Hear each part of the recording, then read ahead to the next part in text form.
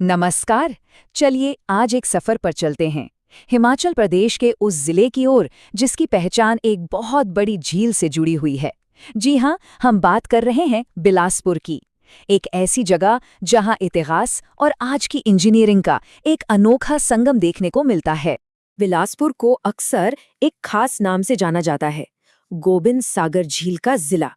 अब ये नाम ही अपने आप में सब कुछ बता देता है ना, कि इस जिले की रग रग में सतलुज नदी और उस पर बनी विशाल गोबिंद सागर झील बसी हुई है। तो गोविंद सागर झील और सतलुज नदी, यहीं से बिलासपुर की कहानी की शुरुआत होती है। इसे समझने के लिए सबसे पहले इसकी लोकेशन को देखते हैं। ये जिला निचले हिमाचल में है और सतलुज नदी, वो तो समझिए इसकी लाइफलाइन है।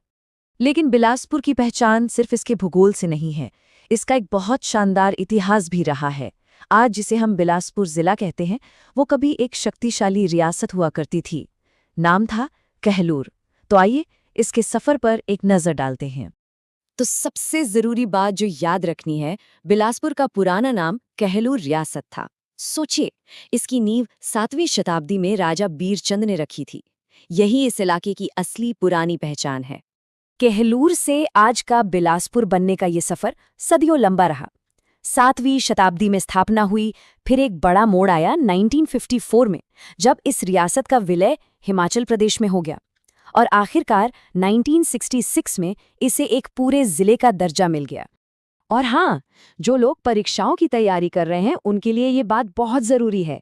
कहलूर रियासत नाम, ये अक्सर बहुत बार परीक्षाओं में पूछा जाता है, तो इसे तो ज़रूर याद रखिएगा। चलिए, इतिहास से निकलकर अब ज़रा आज के बिलासपुर को देखते हैं। कुछ ज़रूरी आंकड़े हमें इसकी एक साफ तस्वीर देंगे, मतलब इसके एरिया से लेकर यहाँ रहने वाले लोगों तक। बिलासपुर का जो भौगोलिक विस्तार है, वो लगभग 1167 वर्ग किलोमीटर में फैला हुआ है। और 2011 की जनगणना के हिसाब से इस इलाके में करीब 3,82,000 लोग रहते हैं। और जो बात सबसे खास है, वो है यहाँ की 84.6% की शानदार साक्षरता दर। ये दिखाता है कि इस जिले में शिक्षा का कितना महत्व है। तो हिमाचल के नक्शे पर बिलासपुर कहाँ है? देखिए, ये चारों तरफ से जरूरी जिलों से घिरा है।